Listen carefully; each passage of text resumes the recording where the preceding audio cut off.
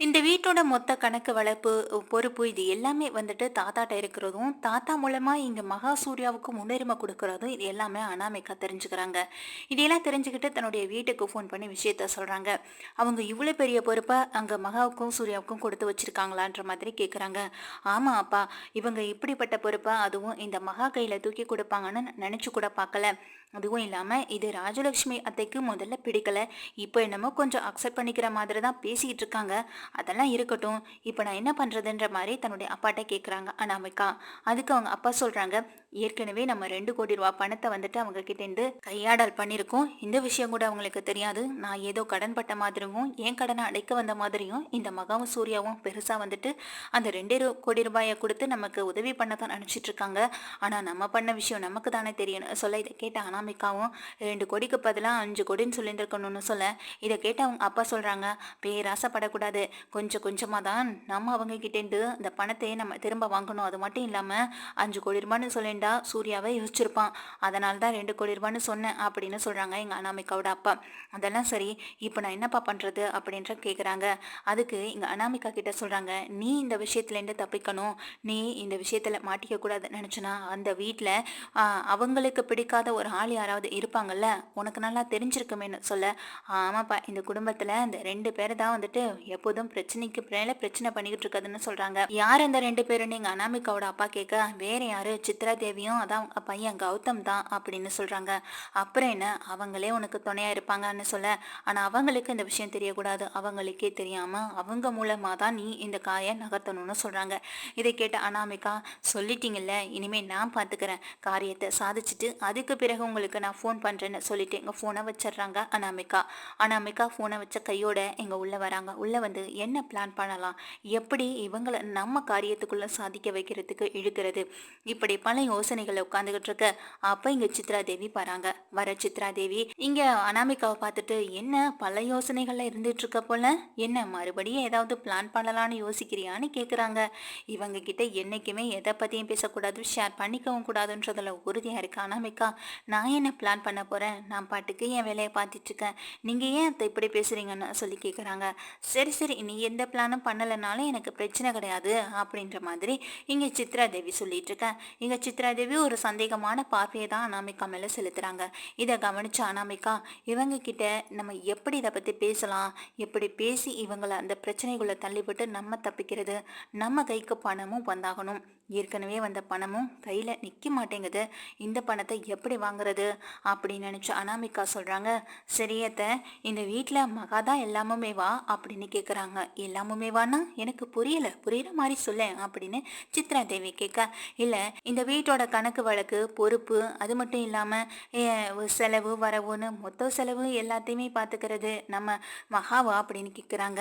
அதெல்லாம் இல்லையே, உனக்கு யார் சொன்னான்னு கேட்க, இல்ல, எங்க குடும்பத்துலனா நாங்க 3-4 பேர் தான் இருந்திருக்கோம்.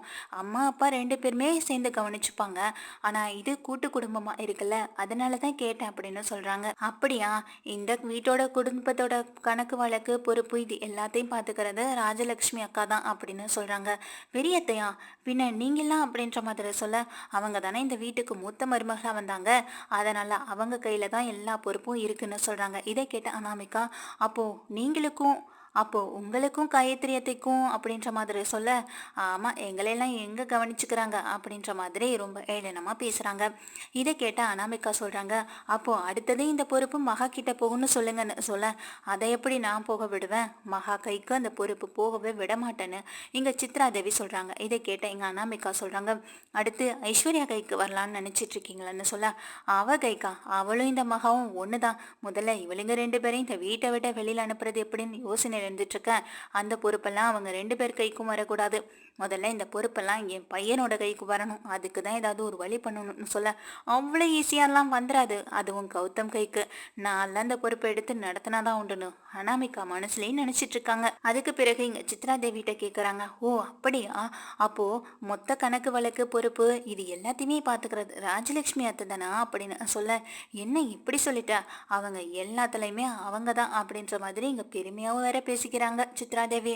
சரிங்க தன்னு சொல்ல இதை கேட்ட உடனே சித்ராதேவி, ஆமா இப்போ எதுக்கு இதெல்லாம் பற்றி என்கிட்ட கேட்டுட்டு இருக்க, நானே ஏதோ உங்ககிட்ட சொல்லிட்டு இருக்கேனே அப்படின்னு சொல்லி கேட்க, அது ஒன்றும் இல்லத்த, இந்த வீட்டை பற்றி சரியாக தெரியாதுல்ல, அதான் தெரிஞ்சுக்கணும்னு நினச்சேன், அதனால தான் கேட்டேன் அப்படின்னு சொல்கிறாங்க.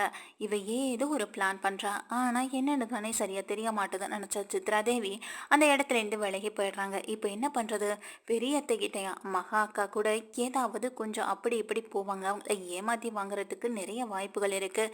இப்போ இது எல்லாமே ராஜலக்ஷ்மி அத்தைகிட்ட தான் இருக்குன்னா நம்ம எப்படி அவங்கள்ட்ட போயிட்டு அப்படின்ற மாதிரியான யோசனையில இருந்துட்டு இருக்காங்க. இங்க ராஜலக்ஷ்மி அத்தையோட ஒரே ஒரு கையெழுத்து மட்டும் நமக்கு கிடைச்சிட்டா போதுமே, அதுக்கு பிறகு நம்ம எதை பத்தியும் கவலைப்பட வேண்டியதில்லை. நமக்கு ஏதாவது ஒரு பேப்பரில் சைன் கிடச்சிட்டுனா போதும், என்ன பண்ணலான்னு யோசனையில் இருந்துகிட்டு இருக்காங்க. பேசாமல் நம்ம சித்ரா தேவியை இதில் மாட்டி விடுறதுக்கு பதிலாக மகாவை மாட்டி விட்டா என்ன, ஏற்கனவே எங்கள் பெரியத்தைக்கும் மகாவுக்கும் ஆகவே ஆகாது. அப்படி இருக்கப்போ இதில் அவங்க தானே இன்வால்வ் ஆயிருக்காங்கன்னு தெரிஞ்சாங்கன்னா பெரிய இஷ்யூ அவங்களுக்கு தான் வரும், நமக்கு இல்லை அப்படின்ற மாதிரி யோசிக்கிறாங்க. என்ன பண்ணலாம், எப்படி நம்ம ராஜலக்ஷ்மி அத்தைகிட்டேருந்து சைன் வாங்குறதுன்னு யோசனையில் இருக்க, அப்போ தான் இங்கே பார்த்தீங்கன்னா சூர்யா வந்துட்டு, அம்மா ஒரு சைன் பண்ணணும், சைன் பண்ண முடியுமான்னு கேட்டுட்டு இருக்காங்க. இரு சூர்யா, எனக்கு சின்ன வேலை இருக்குது, முடிச்சுட்டு வந்துடுறேன்னு சொல்லி வெயிட் பண்ண வைக்கிறாங்க. அந்த நேரம் பார்த்து என்ன பண்ணுறாங்கன்னா இங்கே மகா கிட்ட கொடுக்குறாங்க. சரி மகா, நீ இதை அம்மா வந்ததும் அம்மா கிட்ட சைன் வாங்கி வையே, நான் அதுக்குள்ளே போயிட்டு ரெடி ஆகிட்டு வந்துடுறேன், முக்கியமான சைன் நான் கொண்டு போய் கொடுத்துட்டு வரணும் இந்த ஃபைல் அப்படின்னு சொல்கிறாங்க. சரின்னு சொல்லிட்டு எங்கள் மகா தான் அந்த ஃபைலை வாங்கி வச்சுட்டு இருக்காங்க. அந்த நேரம் பார்த்தவர் அனாமிகா இதை எப்படி நம்ம இந்த ஃபைல்குள்ளே சேர்த்து வைக்கிறதுன்ற யோசனையில் இருக்காங்க. உடனே இங்கே அனாமிகா சொல்கிறாங்க, மகாக்கா எனக்கு ஒரே ஒரு ஜூஸ் போட்டு எடுத்துகிட்டு வரீங்களா ப்ளீஸ், எனக்கு கொஞ்சம் டயர்டாக இருக்குன்னு சொல்ல, இதுக்கு ஏங்க ப்ளீஸ்லாம் சொல்லிட்டு இருக்கீங்க, நான் போய் எடுத்துகிட்டு வரேன் அப்படின்னு சொல்லி, இது அத்தை வந்தால் அத்தைகிட்ட கொடுத்துட்றீங்களான்னு சொல்ல, சேச்சா எனக்கு இதை பற்றியெல்லாம் எதுவுமே தெரியாது, நீங்கள் எனக்கு ஜூஸ் மட்டும் கொண்டு வாங்க, நான் உள்ளே போய் உட்காந்து குடிச்சிட்டு அப்படியே கொஞ்சம் ரெஸ்ட் எடுக்கணும் அப்படின்னு சொல்கிறாங்க. சரி ஒரு நிமிஷம் இருங்க, நான் ஏற்கனவே போட்டு வச்சுருக்கேன் எடுத்துகிட்டு வரேன்னு சொல்லி உள்ளே போகிறாங்க மகா. அந்த நேரம் பார்த்தா தான் வச்சிருந்த அந்த வெத்து பேப்பரை இங்கே அந்த ஃபைலுக்கு நடுவில் வச்சிடுறாங்க. அதுக்கு பிறகு எங்கள் மகாவும் கொண்டு வந்துடுறாங்க. கொண்டு வந்து ஜூஸை வாங்கிட்டு நைஸாக உள்ளேயும் போயிடுறாங்க. சரி எப்படியும் சைன் வந்துட்டு வாங்கிடுவாங்க, இதை நம்ம கவனிச்சே ஆகணும்னு நினச்ச அனாமிகா அங்கே தனியாக நின்று பார்த்துட்டு இருக்காங்க. அதே போல் எங்கள் மகா தான் சைன் வாங்குறதுக்காக போகிறாங்க. அந்த நேரம் பார்த்து சூர்யாவே வந்துடுறாங்க. சூர்யா சொல்கிறாங்க, மகா நீ போய் வேலையை பாரு, நான் இதோ கிளம்பியே வந்துட்டேன், ரொம்ப டைம் ஆயிடுச்சு, அம்மா சீக்கிரம் சைன் போட்டு பாடுங்க, அம்மா சீக்கிரம் சைன் போட்டு தாங்கன்னு சொல்ல, இரு சூர்யா அப்படின்னு சொல்லிட்டு இங்கே வந்து உட்காடுறாங்க. உட்காரும் பொழுது இங்கே சைன் பண்ண போகிறாங்க. சைன் பண்ண போயிட்டுருக்கப்போ ஒரு 4-5 பேப்பர் சைன் பண்ணிடுறாங்க. கடைசியில் 2 பேப்பருக்கு முன்னாடி தான் வந்துட்டு இங்கே அனாமிகா கொடுத்த அந்த வெத்து பேப்பரும் இருக்குது. இதையுமே எடுத்து சரியாக பார்க்காம சைன் பண்ணிட்டு இருக்கும்போது அதில் ஒரு பேப்பர் இருக்கிறதையும் கவனிக்கவே மாட்டாங்க. இப்படி கவனிக்காமல் சைன் பண்ணிட்டு இருக்கத தூரமாக இறந்து பார்த்து மகா ஓடோடி வராங்க. என்னத்தை என்ன பண்ணிட்டு இருக்கீங்கன்னு சொல்ல, என்னாச்சு எதுக்கு இப்படி ஓடோடி வந்து நின்றுட்டுருக்கன்னு சொல்லி கேட்குறாங்க. இல்லத்தை, எப்போதுமே ஒரு ஃபைல் கொடுத்தாலும் சரி, தெரிஞ்சவங்களா இருந்தாலும் சரி, தெரியாதவங்களா இருந்தாலும் சரி, அதில் என்ன எழுதியிருக்கு என்ன எதுன்னு படித்து பார்த்ததுக்கு அப்புறம் தான் சைன் பண்ணணும். நம்மளே தெரியாமல் நம்மளே அறியாமல் சில விஷயங்கள் நடக்கலாம், அது நமக்கு தான் பேராபத்தை ஏற்படுத்தும் அப்படின்னு சொல்கிறாங்க எங்கள் மகாவும். என்ன நீ என்னமோ அம்மா கிட்ட நான் ஏதோ சைன் வாங்கி மொத்த சொத்தை நானே எடுத்துக்கிற மாதிரிலாம் சொல்கிறேன் அப்படின்னு கேட்குறாங்க. நான் அதுக்காக சொல்ல வரலைங்க, நம்மளோட ஒரு சின்ன பழக்க வழக்கம் தான், இதை நம்மளே ஏற்படுத்திக்கிட்டால் நமக்கும் நல்லது, நம்மளை சுற்றி இருக்கிறவங்களுக்கும் நல்லது. நம்மளும் நிறைய பிஸ்னஸ் பண்ணிக்கிட்டு இருக்கோம், நமக்கு பிடிக்காதவங்க எத்தனையோ பேர் இருப்பாங்க, அவங்க மூலமாகவும் நமக்கு எந்த விதமான ஆபத்தும் வந்துடக்கூடாது, அதனால தான் சொல்கிறேன்னு சொல்ல, எங்கள் மகா பேசினதை கேட்ட ராஜலட்சுமி யோசிக்கிறாங்க. சரி குடு சூர்யா, நான் சைன் பண்ண பேப்பரெல்லாம் பார்க்கணும்னு சொல்லி அந்த ஃபைலை வாங்கி பார்த்துட்டே இருக்காங்க. பார்த்துட்டு இருக்கும்போது அடியில் ஒரு பேப்பர் வெத்து பேப்பர் இருக்கிறத கவனிக்கிறாங்க. இது என்ன சூர்யா அப்படின்னு சொல்லி காட்ட, இது என்னன்னு தெரியலையம்மா அப்படின்னு சொல்கிறாங்க. வெறும் பேப்பர் மட்டும்தான் இருக்குது, ஒருவேளை என்னை அறியாமல் எதுவும் வந்திருக்கும் போல அப்படின்னு சொல்லிட்டு இங்கே மகாவை பார்க்குறாங்க. ஒரு நிமிஷம் அந்த பேப்பரை கொடுங்க அப்படின்னு சொல்லி அந்த பேப்பரை வாங்குறாங்க மகா. இதை பார்க்குறப்போ இது வெத்து பேப்பர் மாதிரி தெரியலைங்க அப்படின்னு சொல்கிறாங்க. என்ன மகா சொல்கிறேன்னு கேட்க, ஆமாங்க இந்த எழுத்தெல்லாம் நம்ம கண்ணுக்கு தெரியாத மாதிரி இருக்கிறதுக்கு ஏதோ ஸ்ப்ரே வச்சு அடிச்சிருக்காங்க, என்கிட்ட கூட இது மாதிரியான ஸ்ப்ரேலாம் நான் ஏதோ ஸ்ப்ரே வச்சு அடிச்சிருக்காங்க, இதை இப்போதே நான் காட்டுறேன் அப்படின்னு சொல்லி இங்கே மகா வந்து கன்ஃபார்ம் பண்ணிக்கிறாங்க. என்ன மகா சொல்கிறேன்னு எங்கள் ரொம்ப ஆச்சரியத்தோடு கேட்குறாங்க சூர்யாவும்.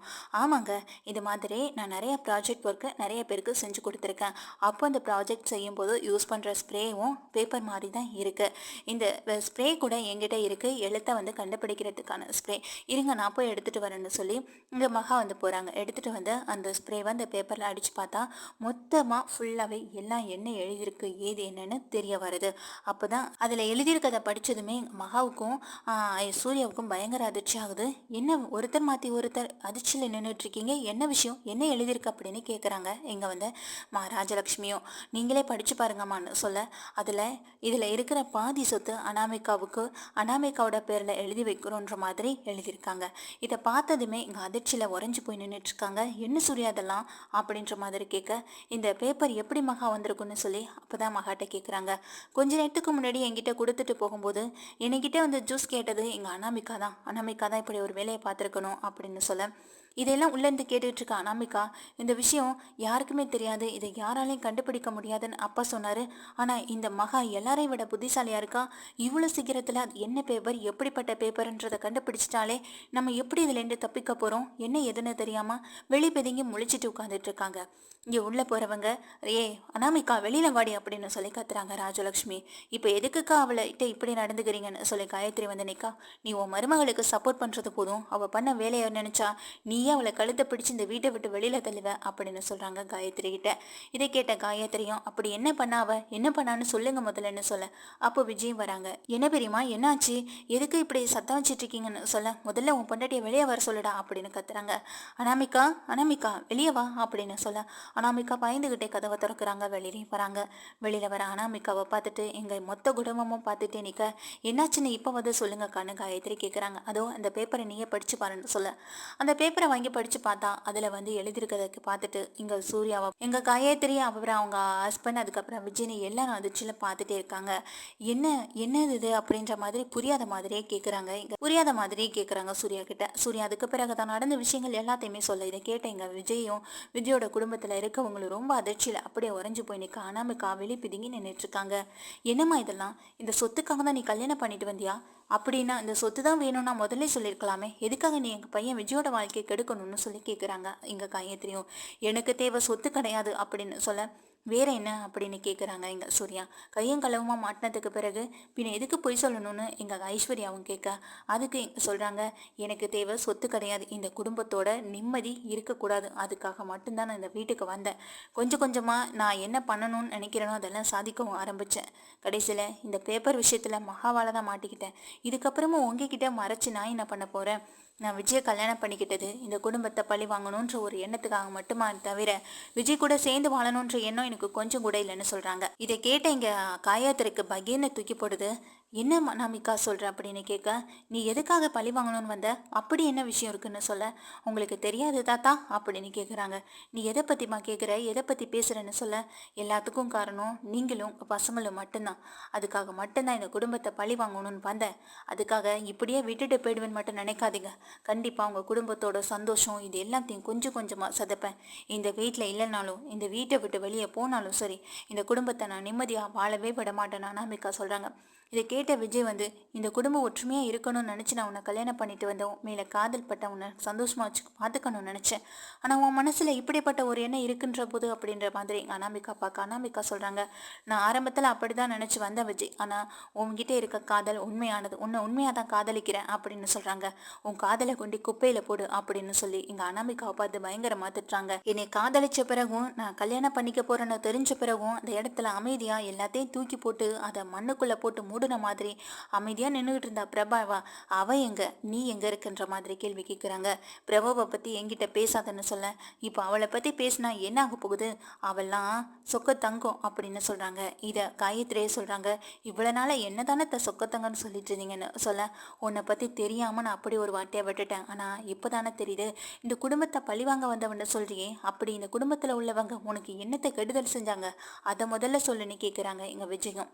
இதை கேட்ட எங்கள் அனாமிகா பயங்கரமாக சிரிக்க ஆரம்பிக்கிறாங்க. என்ன கெடுதல் செஞ்சாங்களா, என்ன கெடுதல் செய்யலன்னு மட்டும் சொல்லு விஜய் அப்படின்னு சொல்கிறாங்க.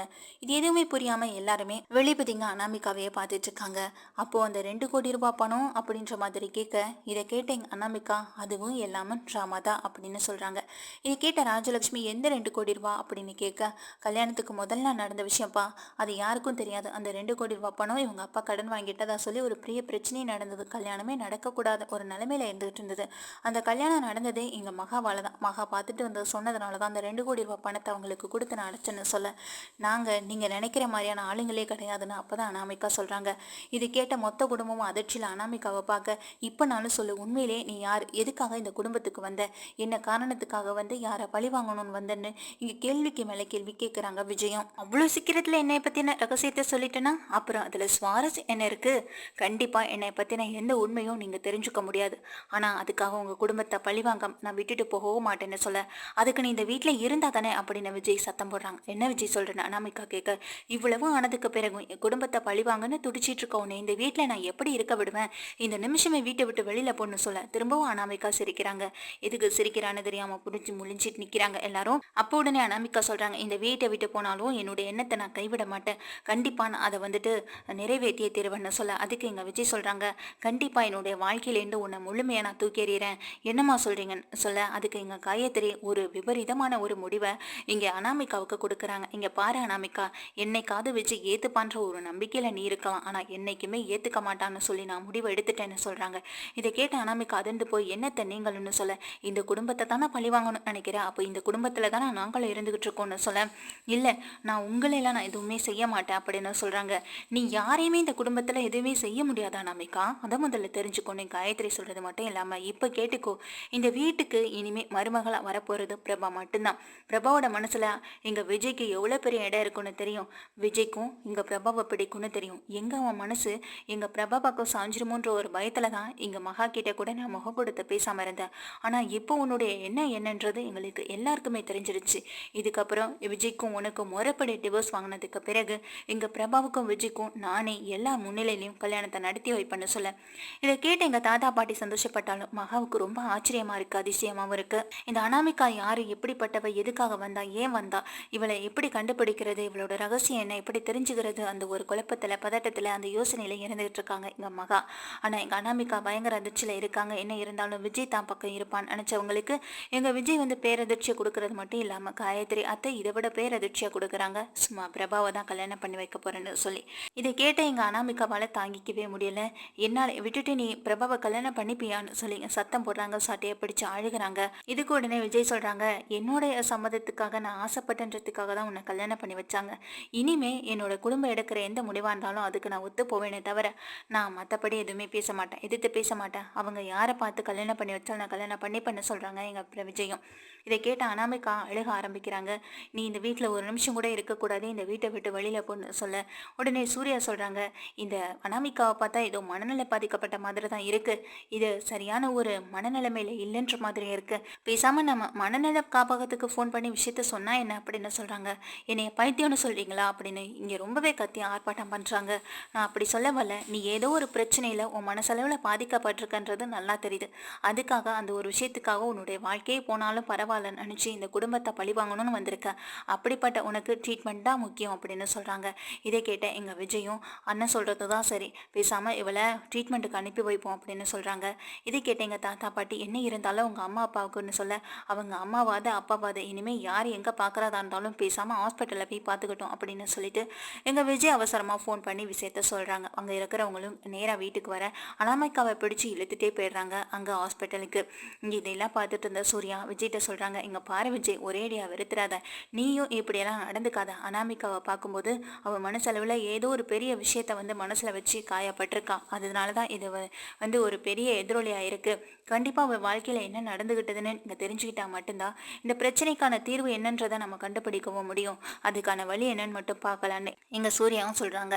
இதை கேட்டால் விஜய் யோசனையில் இருக்க, தாத்தா பாட்டியும் அதுதான் சரி, அவள் வாழ்க்கையில் என்ன நடந்துகிட்டு இருந்ததை கண்டுபிடிக்குவான் அப்படின்னு சொல்கிறாங்க எங்கள் விஜய்கிட்ட. விஜய் யோசனையிலே இருக்காங்க. இதுக்கப்புறம் அனாமிகா கூட சேர்ந்து வாழலாமா இல்லையான்ற யோசனையில் இருக்க, எங்கள் காயத்ரி வேற அனாமிகா இனிமேல் இந்த வீட்டு பக்கமே வரக்கூடாதுன்னு முடிவெடுத்து வேற பேசிட்டு போகிறாங்க. எங்கள் ராஜலக்ஷ்மி மகாவுக்கு நன்றி சொல்கிறாங்க, சரியான நேரத்தில் உன்னோட புத்திசாலித்தனத்தால் இது வந்துட்டு செயல்படுத்த முடியும், உன்னுடைய புத்திசாலித்தனத்தால் இதெல்லாம் காப்பாற்றப்பட்டிருக்கு, அப்படி இல்லைன்னா இந்நேரம் என்ன இருக்கும் அப்படின்ற மாதிரி யோசனையில் எங்கள் மகாவையும் பாராட்டிட்டு போக சூர்யாவும் அந்த மகாவிட்ட நல்ல விதமாக பேசிட்டு போகிறாங்க.